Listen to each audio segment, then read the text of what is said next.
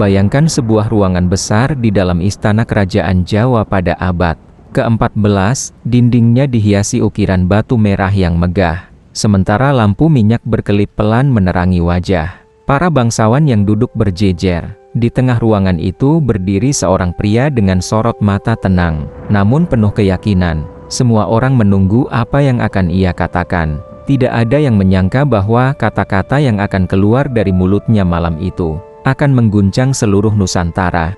Pria itu bukan seorang pangeran, ia bukan keturunan bangsawan besar. Namun entah bagaimana, semua orang di ruangan itu memperhatikannya dengan serius. Namanya Gajah Mada, seorang prajurit yang perlahan naik menjadi salah satu tokoh paling berpengaruh di Kerajaan Majapahit.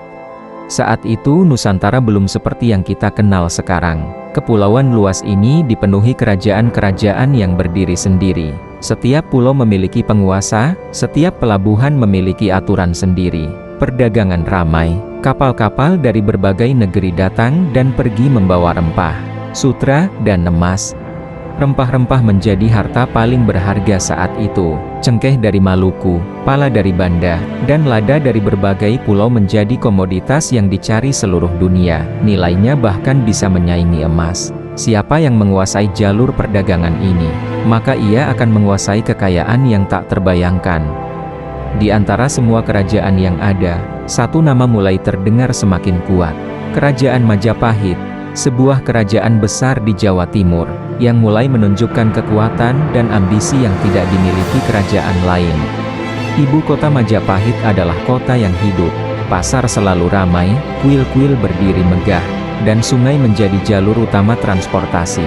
Di sana, pedagang, prajurit, pendeta, dan bangsawan hidup berdampingan dalam ritme kehidupan kerajaan yang penuh dinamika. Namun di balik kemegahan itu, kerajaan ini sebenarnya masih rapuh. Banyak wilayah Nusantara yang tidak tunduk kepada Majapahit. Beberapa kerajaan bahkan menjadi pesaing kuat dalam perdagangan dan politik. Dunia saat itu adalah dunia yang penuh intrik, persaingan, dan ambisi. Di tengah dunia yang penuh ketidakpastian itu, seorang prajurit muda mulai menunjukkan kemampuannya. Ia bukan hanya kuat di medan perang, tetapi juga cerdas dalam membaca situasi. Banyak orang mulai memperhatikan bagaimana ia bergerak, bagaimana ia berpikir.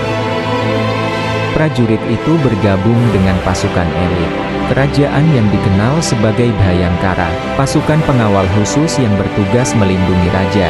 Mereka dilatih lebih keras, bergerak lebih cepat, dan selalu berada di garis terdepan jika bahaya datang.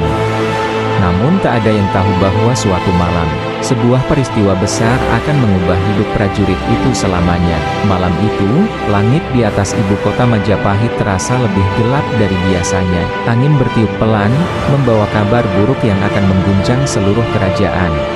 Pemberontakan tiba-tiba meledak di dalam kerajaan. Pasukan pemberontak menyerbu ibu kota. Api mulai terlihat di beberapa sudut kota. Orang-orang berlari panik. Sementara para bangsawan di istana mulai sadar bahwa malam itu, kerajaan mereka berada di ambang kehancuran. Di tengah kekacauan itu, satu orang tetap tenang. Gajah Mada memahami bahwa jika raja tertangkap, maka kerajaan bisa runtuh dalam satu malam. Tanpa menunggu perintah, ia mengumpulkan pasukan Bhayangkara dan segera menuju istana. Di dalam istana, situasinya kacau. Para bangsawan panik, pelayan berlari ke sana kemari, dan kabar pemberontakan terus berdatangan. Saat itulah Gajah Mada mengambil keputusan yang berani. Ia akan membawa raja keluar dari kota, sebelum semuanya terlambat. Malam itu, di bawah langit gelap dan jalan-jalan yang hampir kosong, sekelompok kecil prajurit bergerak diam-diam meninggalkan istana. Mereka mengawal raja melewati jalan rahasia, menuju hutan di luar kota. Jika mereka tertangkap, semuanya akan berakhir. Perjalanan malam itu menjadi titik balik dalam sejarah. Raja berhasil diselamatkan, pemberontakan akhirnya dipadamkan, dan sejak saat itu, nama Gajah Mada tidak lagi dianggap sebagai prajurit biasa. Ia mulai dikenal sebagai pria yang suatu hari akan mengubah nasib Nusantara.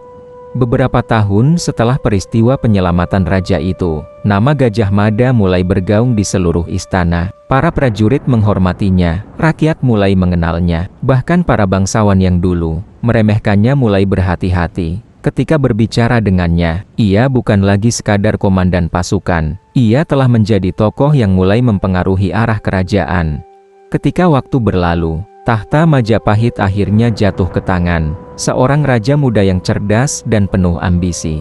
Hayam Wuruk. Ia masih muda, tetapi pikirannya tajam dan visinya besar. Ia tidak ingin Majapahit hanya menjadi kerajaan biasa di Jawa. Ia ingin sesuatu yang jauh lebih besar.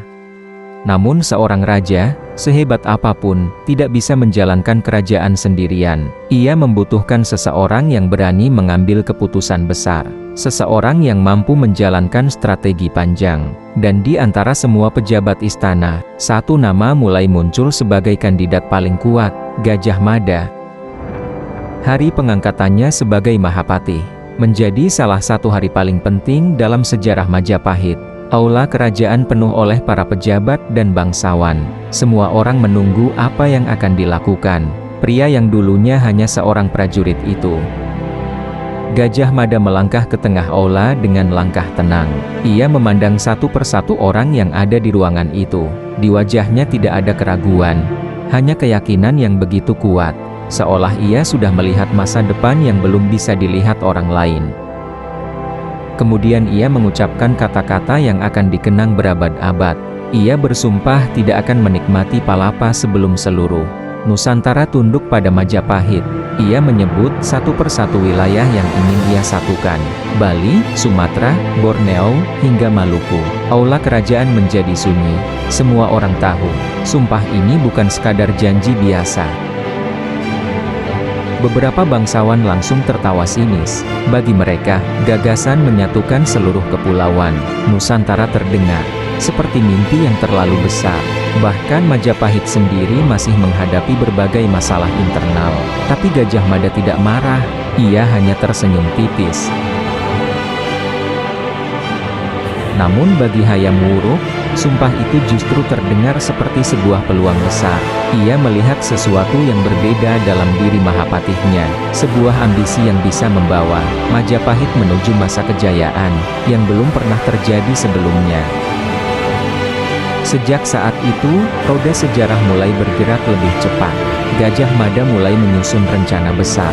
Armada kapal diperkuat, pasukan dilatih lebih keras, dan hubungan diplomatik dengan kerajaan lain mulai dibangun. Ekspedisi pertama dimulai ke pulau-pulau terdekat. Beberapa kerajaan memilih bergabung secara damai dengan Majapahit. Mereka melihat kekuatan kerajaan ini semakin besar. Bergabung berarti mendapat perlindungan dan keuntungan perdagangan. Namun tidak semua kerajaan mau tunduk begitu saja. Beberapa penguasa menolak dengan tegas. Mereka tidak ingin kehilangan kemerdekaan. Bagi Gajah Mada, penolakan itu berarti satu hal: Majapahit harus menunjukkan kekuatannya. Armada Majapahit mulai berlayar ke berbagai pulau. Kapal-kapal kayu besar membawa prajurit, perbekalan, dan harapan besar sebuah kerajaan. Laut Nusantara yang luas menjadi panggung bagi ekspansi terbesar dalam sejarah Majapahit.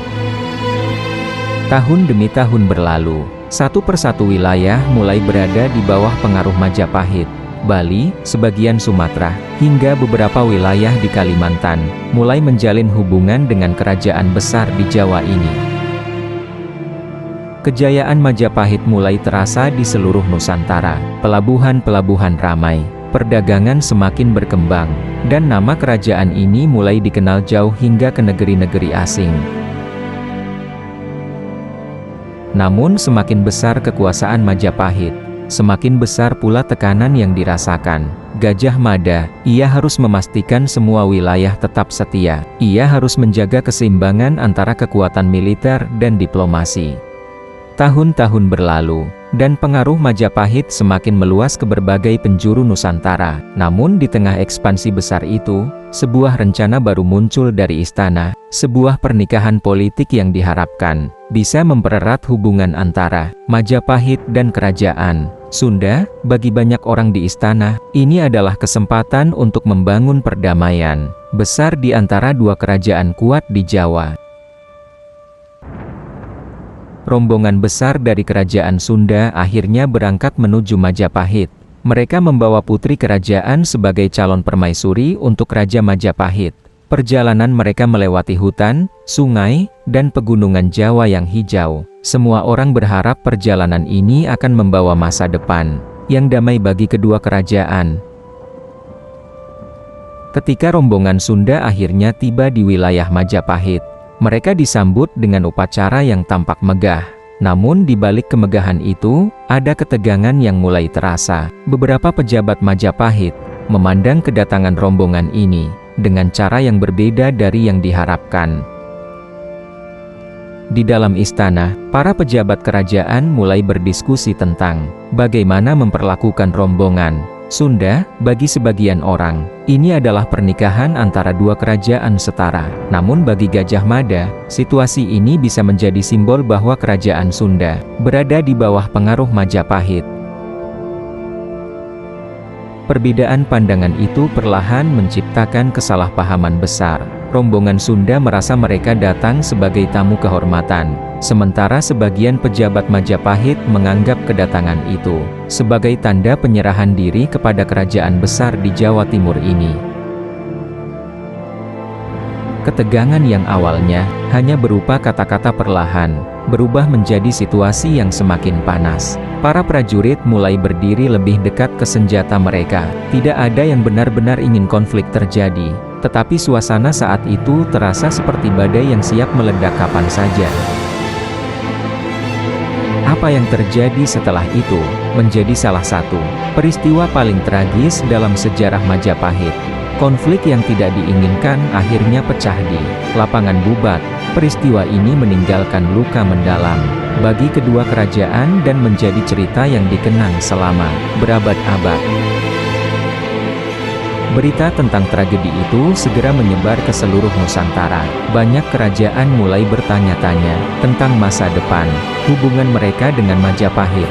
Bahkan di dalam istana sendiri, bisikan-bisikan mulai terdengar tentang keputusan yang diambil Gajah Mada. Raja Hayam Wuruk sendiri merasa sangat terpukul oleh peristiwa itu.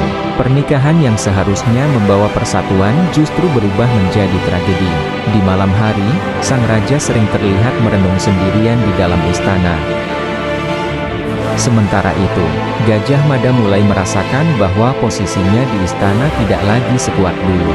Banyak bangsawan mulai meragukan keputusan-keputusan yang ia ambil. Ambisi besar yang dulu dipuji, kini mulai dipandang dengan hati-hati. Meski begitu, satu hal tidak bisa disangkal. Sumpah Palapa yang pernah ia ucapkan telah mengubah wajah Nusantara. Banyak wilayah kini berada di bawah pengaruh Majapahit, menjadikannya kerajaan paling kuat di kepulauan ini. Pelabuhan-pelabuhan Majapahit semakin ramai. Kapal dari berbagai negeri datang membawa barang dagangan, rempah-rempah, kain sutra, dan keramik asing memenuhi pasar kerajaan. Namun bagi Gajah Mada, kejayaan itu tidak lagi terasa sama. Beban keputusan masa lalu terus menghantuinya. Ia sering menghabiskan waktu sendirian memikirkan perjalanan panjang yang telah ia tempuh. Perlahan-lahan, Mahapatih besar itu mulai menarik diri dari kehidupan politik istana. Ia tidak lagi terlihat memimpin rapat strategi seperti dulu. Seolah-olah ia tahu bahwa perannya dalam sejarah Majapahit hampir selesai. Meski begitu, nama Gajah Mada sudah terlanjur tercatat dalam sejarah.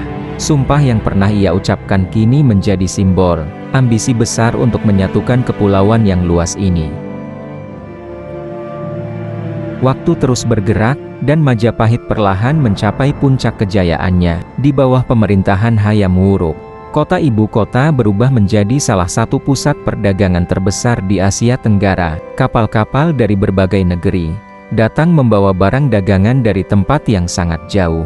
Para pedagang dari Tiongkok, India, hingga Asia Tenggara memenuhi pelabuhan setiap hari. Semua itu menjadi bukti bahwa kerajaan ini benar-benar berada di puncak kekuatan dan pengaruhnya.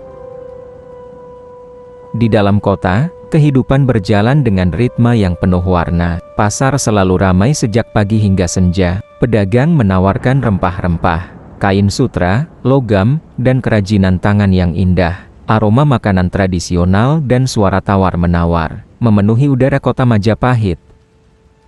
Candi-candi besar dibangun sebagai simbol kemegahan kerajaan. Arsitektur bata merah berdiri kokoh di tengah kota, dihiasi ukiran yang rumit dan penuh makna.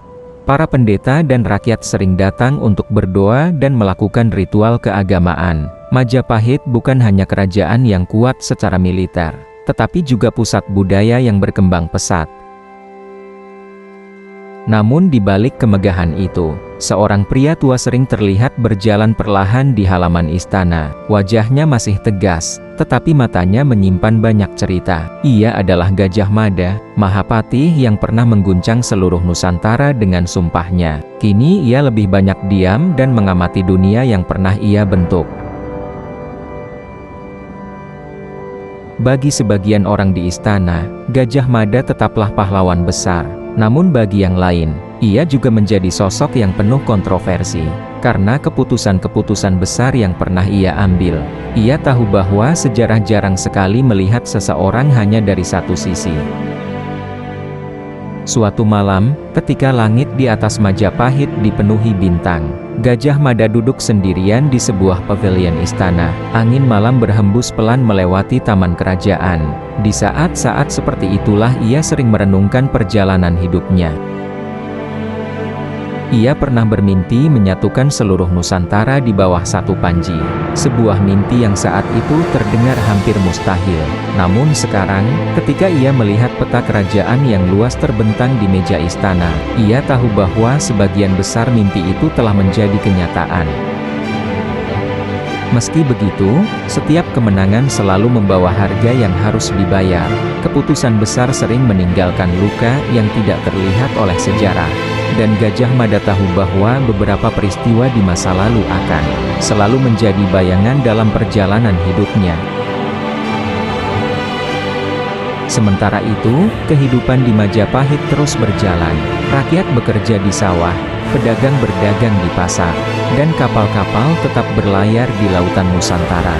Kerajaan ini telah menjadi pusat kehidupan bagi jutaan orang di berbagai pulau. Generasi baru mulai tumbuh tanpa benar-benar menyadari betapa sulitnya perjalanan yang membawa Majapahit ke titik ini. Bagi mereka, kejayaan kerajaan terasa seperti sesuatu yang sudah seharusnya ada sejak awal. Para penulis kerajaan mulai mencatat kisah-kisah besar yang terjadi pada masa itu. Mereka menulis tentang raja, tentang perang, tentang perdagangan, dan tentu saja tentang seorang Mahapatih yang pernah bersumpah menyatukan Nusantara. Seiring waktu berlalu, kisah itu mulai berubah menjadi legenda. Orang-orang menceritakannya dari satu generasi ke generasi berikutnya, tentang seorang pria yang berani membayangkan sesuatu yang jauh lebih besar dari zamannya. Kerajaan datang dan pergi dalam perjalanan panjang sejarah Nusantara. Namun nama Majapahit tetap dikenang sebagai salah satu kerajaan terbesar yang pernah berdiri di kepulauan ini. Dan di antara semua tokoh yang pernah hidup pada masa itu, satu nama selalu muncul dalam cerita sejarah. Nama seorang pria yang pernah berdiri di aula istana, dan mengucapkan sumpah yang mengubah segalanya. Mungkin dunia tidak pernah benar-benar tahu apa yang ada di dalam pikiran Gajah Mada ketika ia mengucapkan sumpah itu. Tetapi satu hal pasti, kata-kata yang ia ucapkan ratusan tahun lalu masih bergema hingga hari ini. Mengingatkan kita bahwa sejarah sering berubah, karena keberanian satu orang untuk bermimpi lebih besar dari zamannya.